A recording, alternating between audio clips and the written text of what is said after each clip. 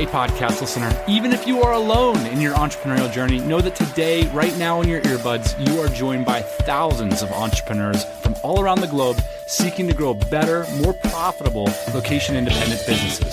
If you'd like to learn more about what we do and download our entire back catalog, check out tropicalmba.com.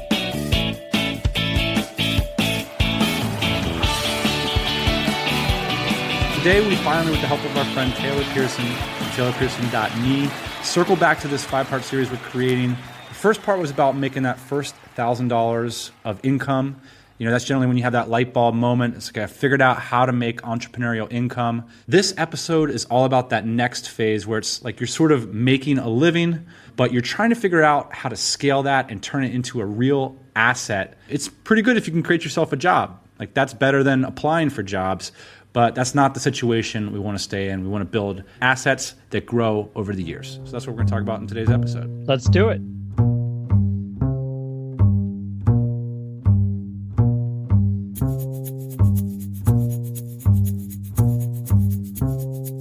So we're going to roll back the clock here a little bit and go back to 2007, was it? It was 2007. We had the idea. 2008, we started selling. All right, so we go back to 2007. The two of you are sitting in San Diego, and we're going to talk about how you got out of your jobs and built a business. So we were going to start with point number 1, margin. So you're sitting in San Diego, you're putting things together. How are you thinking about setting up the margins for the valet spot? This is kind of nice, Dan. I kind of like I'm just like sitting back, here. relaxing, having a lemonade. Here's the thing. You know, one of the things I think is that I'm glad that we didn't start as consultants or some kind of information or software people, because having hard goods made it easy for simpleton, newbie business people like us, because somewhere we read it was like you got to have great margins, especially with physical goods. You know, your margins aren't going to get any better. So set them great at the beginning. You know, I think our first piece of cat furniture, Taylor, came in at like $44 landed. So we assumed we weren't that good at math. We put a little bit of buffer on there and we sold it for $200. So my heuristic has always been make sure that your cost of goods is 25% what you're selling it for. Yeah, I think that's about right. Basically, you know, you try and build in as much as you possibly can, especially in the beginning, because like you said, the costs never go down as much as you want them to go down. So there's always this promise with manufacturing, oh, if you order 100,000 of these things, then the cost is going to be much lower. Doesn't generally work out. I haven't ever ordered 100,000 of anything, but I've ordered a lot more than I did in the beginning, and the cost tends to stay the same or close to the same. So the trick is to build in as much margin as you possibly can at the beginning, because know that you're going to come into price pressure, you're going to come into manufacturing pressure, you're going to come into competition, all that stuff. And so at the beginning, you need to set yourself up for success. And like you were saying with the consultants, you know, same thing is happening. You're getting top line in $4,000 a month. Your cost of goods sold is $1,000. So say it takes you a month to deliver a project. You value your time at $1,000. It's like, how are you going to be able to hire somebody else? You got to build in enough margin there. Yeah, that's critical, right? So like, I think that consultants get this wrong a lot. I don't think it's unfair to say your cost of goods sold if you're a consultant is your living expenses, because it's not, you know, you say I'm $75 an hour, but when's the last time you met a consultant that consistently bills that way? I mean, maybe it's just not small business stuff that I see. I see it all over the map, and a lot of it's project work, right? So if you bid on a project, you bring in the 4K, it takes you 4 weeks to deliver, 3 weeks and some change, and you spent $2,000 that month living, that's not a good situation to be in. You know, you're selling your $44 piece of cat furniture for $85. And all of a sudden, then you don't have money to hire people. You don't have money to market that product. You don't have money to build the business. A lot of people would say, you know, 50% is great. I spent $2,000, but I made $4,000. You know, that's a good chunk of change. But the problem is that there's not a lot of long-term thinking in there a lot of times. So you figure out, you know, in the beginning of your business that you can get away without paying insurance. You figure out that you don't have to pay all the taxes that you might supposed to have to pay. You figure out that you don't have to hire anybody, you know, all these things, right? When you're operating a business at scale, all these things come back. So now, you know, we're paying insurance. Let's assume it took you 4 weeks, 3.5 weeks to deliver that project. Well, how long did it take you to close it and to prospect for it and to build that pipeline that brought in that project? So all of a sudden, you know, you're a week into the next month spending that profit, trying to build your own product, trying to hustle something up on the side or whatever, and boom, you got to be right back into the consulting gig. It's a hamster wheel. I mean, if you're making $4,000 a month, you got to get the living expenses down to $1,000, I think. Or you got to get the top line up. Or you got to get the top line up, yeah. You got to get the top line up, but you got to have the equation right in the first place. So I've seen this before too, where you keep getting the top line up, but your cost structure stays the same or it even gets worse. So you got to know essentially when you have a flawed business model. And I think what we're saying here is, you want to shoot for 4 times at least in the beginning, because that gives you some padding to go up. If you're finding yourself in a situation where you have to spend $2,500 a month in order just to bring in your $5,000 in project, it's probably a case that you're not enough like Dilbert. Yeah, how does Dilbert operate? Taylor, you explain this to me. The concept behind Dilbert is there's only one guy, right? So Scott Adams is the creator of Dilbert. I think he's worth like $75 million. His story is kind of inspiring. He talks about like all the businesses he failed at before he finally fell into Dilbert. But the model behind Dilbert is IP, right? He's got intellectual property because he is Dilbert. So if you want to syndicate Dilbert, you have to pay Scott Adams. There's no one else. I love that if he actually said that he was stumbling on businesses and Dilbert's a business, because most people would consider that like an art. I love it that he considers that his business. And I think more artists should consider it their business. Well, he turned into $75 million, so he didn't do too bad. If you're starting as a consultant to get your first entrepreneurial income, the way to get more like Dilbert is to focus your consulting and to build IP, right? So the classical, what is the IP of a classic consultant? It's like, well, I'm a really smart person and I really help people out. Well, that's not IP, right? IP is I help people with X specific thing time and time again, and now that becomes part of the DNA that's my business. So I think that parlays well into our second point. Oh, so let's take it to a specific example. Let's say you're talking to Mr. Consultant, or he's making $4,000 a month doing, let's say, podcast editing. He's paying himself $2,000 a month for living expenses. How does he get from $2,000 down to $1,000, or even better, how does he get from $4,000 up to $8,000 so he can start scaling it out? What do you say to him? Well, the first thing that I'd say is probably try and get your margins better. Try and get that ratio better. So figure out if you actually have to pay yourself $2,000. If you're stuck at $2,000, okay, then you got to find a way to charge more for your service, I think. Figure out a way to go to your customers, and maybe you have less customers, and charge them twice as much to try and get that ratio back to where it should be. You also got to, ask yourself the tough question is like, is it a service that theoretically you could get that kind of margin on? Maybe kind of like rote stuff like that isn't it. If there's no feasible way that you can go up market fast, it might make sense to like not try to make it a winner. That's the cool thing about, if you're just at square one, you don't have any entrenched interests. You can just go for something that makes more sense. I think people tend to get stuck in like what they feel like they know, what they feel like they value, and it's much better in my mind to look out at the marketplace and say, look, people really freaking value SEO audits. I can learn how to do that in a couple weeks and I can get huge margins on it. So why am I going to write SEO articles, which are something that is very low margin business? One of the dangers in this position, Taylor, that you just pointed out is that you can actually survive no problem and your life probably looks pretty good. It's like eating, one cheese in an hour or taking one shot an hour. It's like, it's okay until it catches up to you on the 8th hour. And then you're like, oh crap, now I'm in trouble. You can live for a long time as a consultant doing the 2-to-1 ratio. But I think eventually if you want to scale up and you want to improve your life and you want to hire people, you're going to be trapped. And the sooner you can do the math, the better, because you don't want to end up building this business for 3 years and then find out, oh crap, I can't hire anybody, or oh crap, when I hire my 6th person, my margins just go to shit and now I'm really in trouble. So doing the math on the front end is really important. Right, so you're trying to figure out how to turn your 2-to-1 consulting into something with IP where all of a sudden your margins get to the 4-to-1. Taylor, I know you're the mod here, right, but I'm going crazy, so you got to jump in when I go overboard. But I want to talk about the second point, which is pipeline, because it's a similar and a big mistake that I see people making. So there's 2 elements of any new business, or you can look at this dichotomy between, say, sowing and reaping, or sales and capacity. We'll call the sales and, the pipeline, when you're going out and generating leads, generating interest, you're closing business for your company. And then you've got the operational and the capacity side where you're trying to deliver on those projects. And what I see happening all the time among people that can't get from the build yourself a job to build yourself a business phase is that they err on the side of capacity. Think of it like a red line in a car. When you get up to that, you have too many leads coming in, you're freaking out, and you're like, you know what? I'm just going to shut off that pipeline and I'm going to take care of these customers.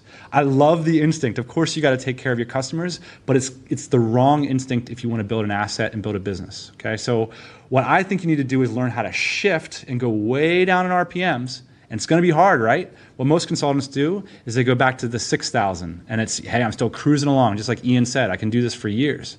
But I think the people that have the vision and the trust that they're building something more long-term, they're willing to go way down in RPMs, hire somebody for the capacity side, and stay focused on the pipeline side themselves. I think this is something that like we always sort of, felt intuitively, and we always did it since day one. And I think it's important. That's why I wanted to bring it up. I'll forgive you for jumping in this time. It's not like I'm on your show or anything. Okay, so take that metaphor back, or take that analogy back to the valet spot. So you start selling some valet podiums, you start selling some cat furniture, the margins are good. What happens then? How do you fill up the pipeline? How do you structure the business to focus on the pipeline? Well, if your margins are good, and our margins were good at the beginning, then you can spend a lot of time in that business building the pipeline. And so for us, that meant cold calling, that meant emails, hitting the pavement, all that stuff, to figure out, hey, how far can we push this thing? Because we were having months, it's like, oh, we're making $5,000 a month. Now we're making $20,000 a month.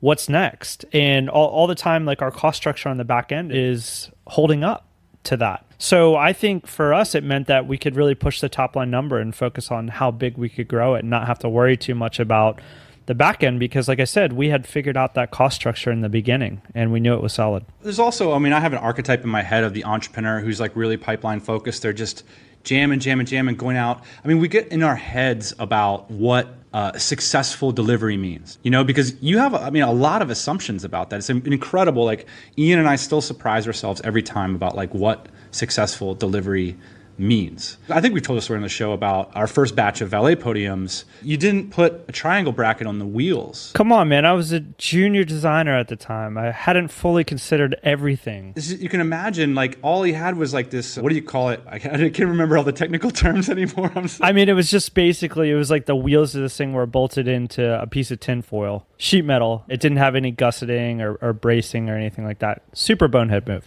We had to avoid this situation as hard goods entrepreneurs because, look, if we would have sat on that egg, we would be back in a job for years. It would have been a massive financial disaster. So instead, we tested the assumption that everybody needed to be using these wheels and that everybody was going to break them and whatever, and we shipped these products to people. And it turns out that there was a lot of other things that they valued about that podium that didn't come down to the one thing that we couldn't get our minds off of because that's just where we were focused, right? We saw something that other people may not have seen.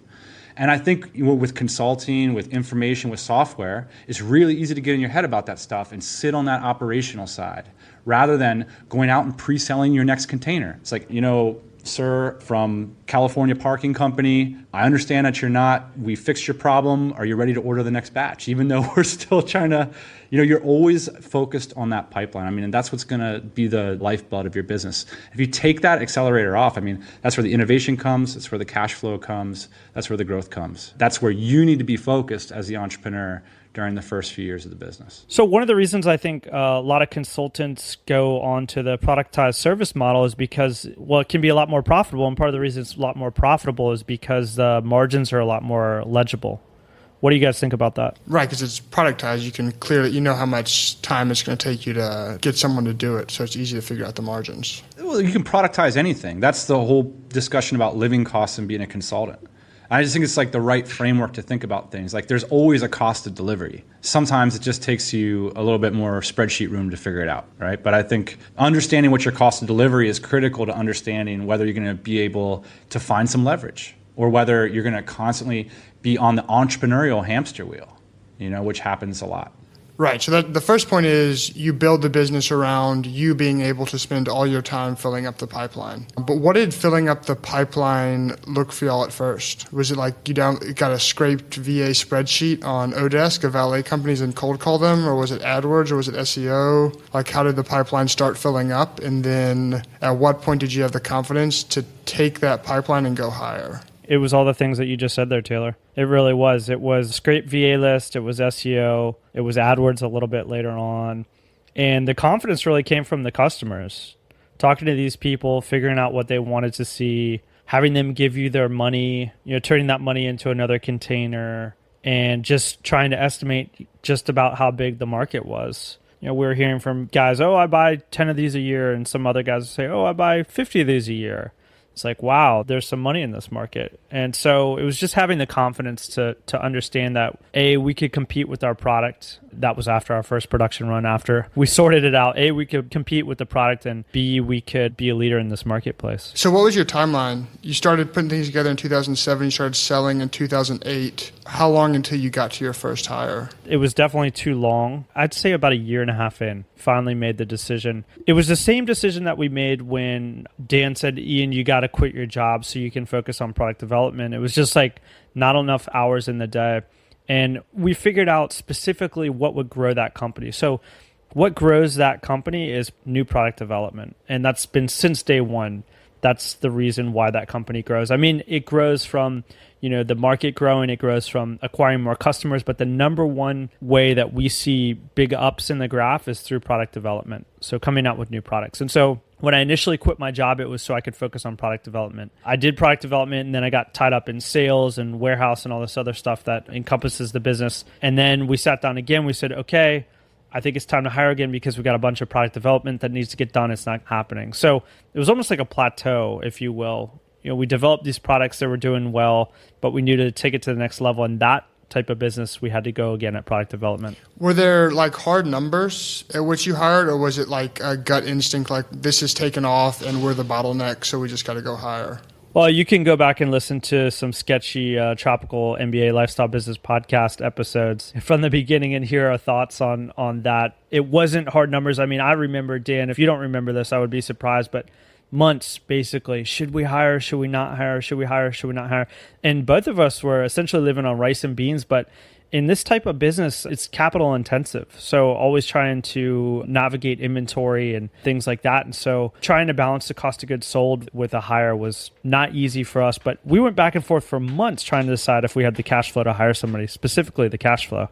And Dan had a side hustle at this point, or was doing consulting still. Yeah. Well, I mean, that's an interesting part of it too, is like I believe in this building business process so much that I paid Alistair more than I made for years from the company because I wanted to build a company. And Alistair was the first employee. Yeah. So we paid him, like real salary in California stuff. And that was way more than, I don't know what you were getting paid at the time, Ian, but I wasn't getting paid anything. It was more than you and I were both getting paid. I remember when you started paying me, I was super pumped about that. You still don't pay me very much, by the way. That's something we should revisit. But I just believe that like if this business could not support somebody running it. Like, we're tossing leads and creativity and like kind of this raw material into the machine. But if somebody can't coordinate the machine to like turn that energy into bottom line profits, then I don't want it. That's not something that I want in my life. I don't want to be constantly having to be pedaling the bike or whatever. I don't want to have to be running the thing. And so it was really important to me that like, hey, the whole reason I got out of my job is because I don't want to do all this stuff every day. This random stuff of running the thing. I want to make sure that I'm building something that other people can run.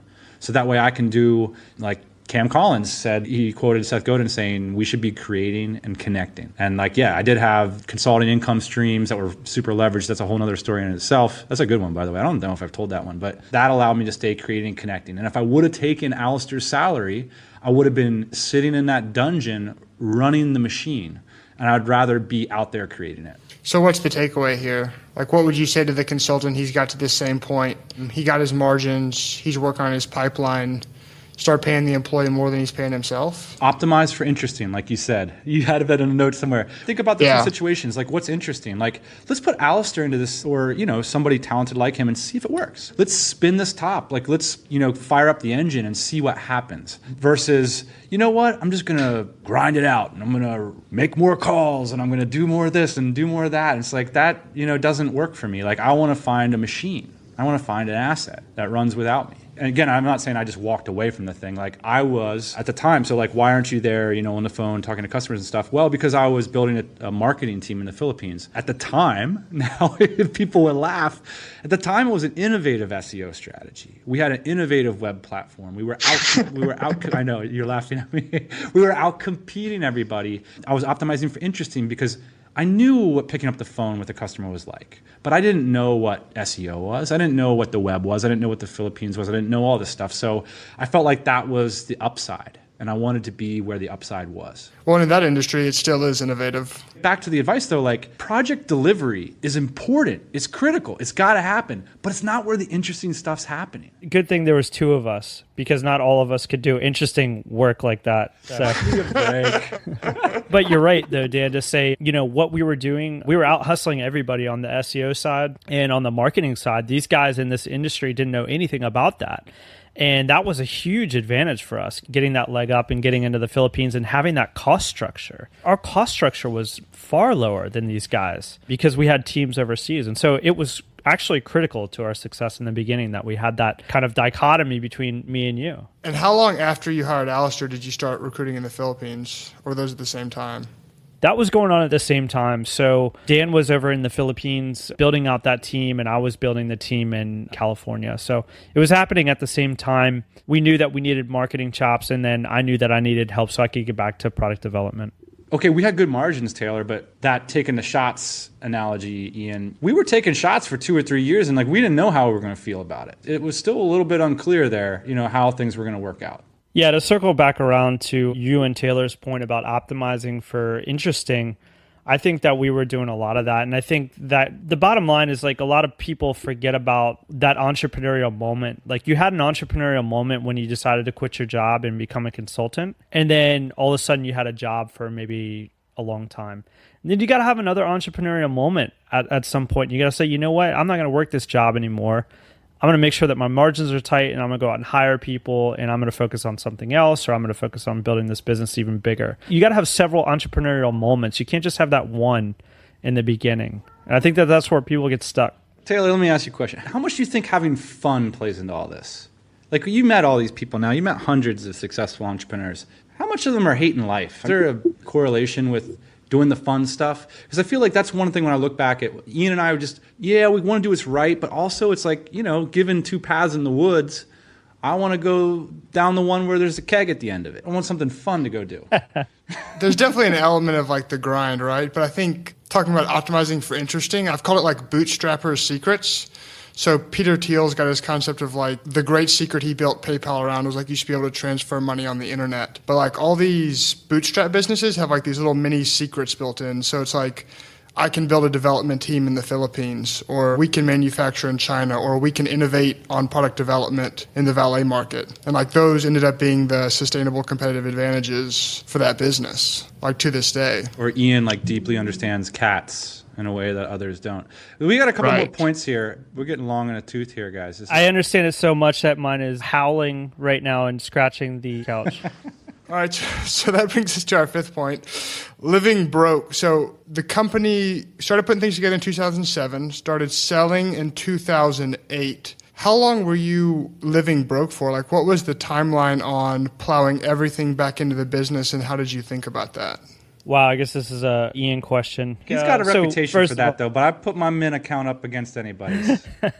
First idea about living broke is I think it's a good life skill. I think everybody that can live broke is going to be all right, because no matter what happens with your business, no matter how much capital you've got tied up or whatever, if you can live broke, you're going to be okay. You're going to be able to weather the storm. So first of all, I think great life skill, living broke, totally underrated. How long were we living broke? Well, in our business, like I said before, very capital intensive. You're constantly having to reinvest your profits back into your inventory. And sometimes you pay taxes on those profits and you still have to reinvest in your inventory.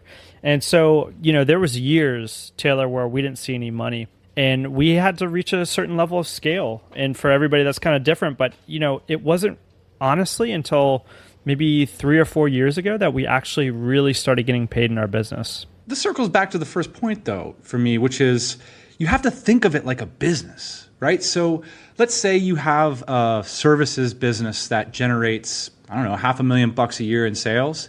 If you're making $150,000 a year, you are the biggest giant pimple of a line item on that P&L. If you take that to a third party who's looking at businesses, they would say, what the heck is this $150,000 person doing? Are they coming, laying gold eggs? What is this person doing here? I'm not saying don't make $150,000 if you don't want to do it. I'm saying that if you want to think about it like a business and you want to scale it, a lot of times it's like keeping that proportion right. And so the proportions that exist early on in the game ought to continue to exist if you want to continue to scale your business. And that's what makes it more interesting, I think. And that was one of the things I noticed, I think, before we started working together. The business I was in was exactly what you were describing. So, like, successful services business, it could never scale up because, like, we could have hired 2 more people. I think he's still doing well, but it's kind of still on that same trajectory. Taylor, have we told the Ben Kruger podcast story on this? It comes back to either explicitly or implicitly, like, the difference between a job and a business is like legible processes that repeat and scale.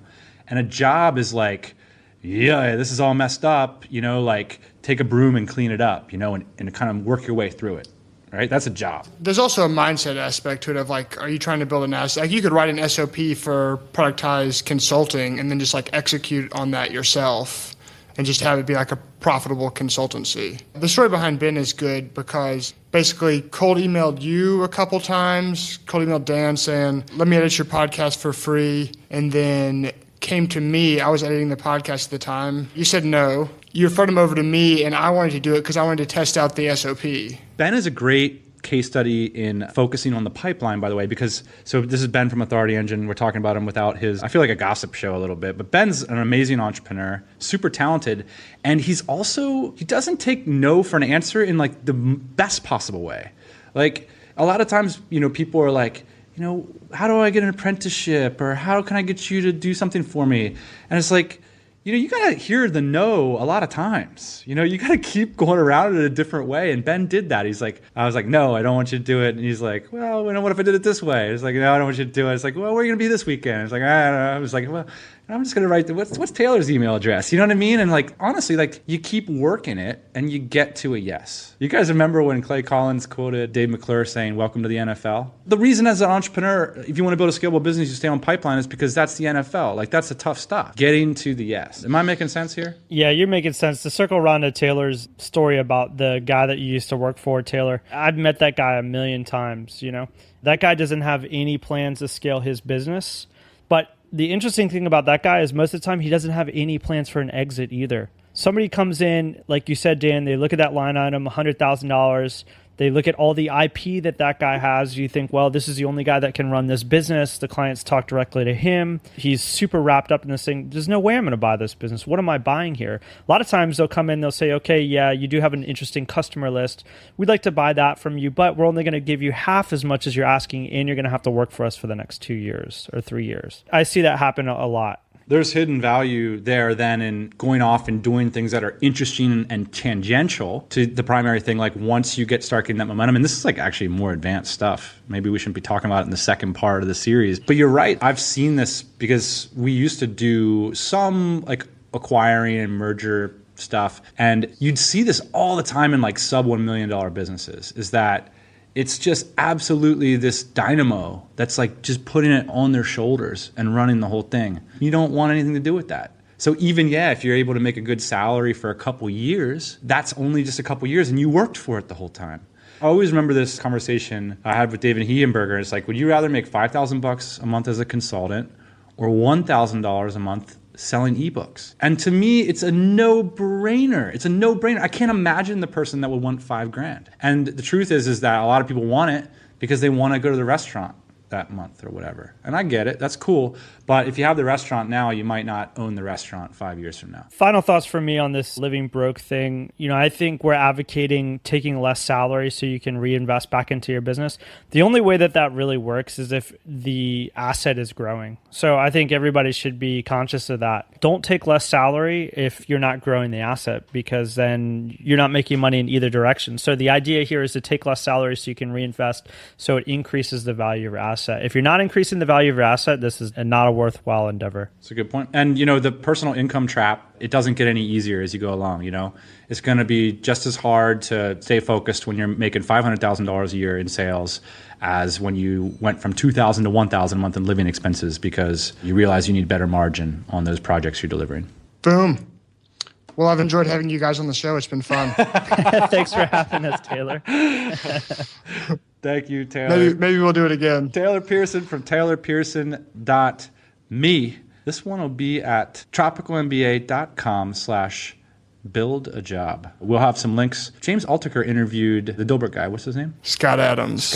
I thought that was a really nice interview. I enjoyed that. So we'll link to that and some other things that we mentioned, including, since this episode will be, we're doing this introduction series to some of our key ideas, we'll link to all the other episodes that we've done that are like related to the concepts herein. So if you're interested in things like process, building a team, or living broke like Ian, we'll link up to further TMBA listening. Thanks for joining us. We'll be back next Thursday morning. Hey, thanks for listening to the Tropical MBA podcast. You can go to tropicalmba.com, get access to hundreds of back episodes and all kinds of other goodies. Load up your iPod. That is the cheapest way to fly business class on your next international flight. We will see you next Thursday morning, 8 a.m. Eastern Standard Time.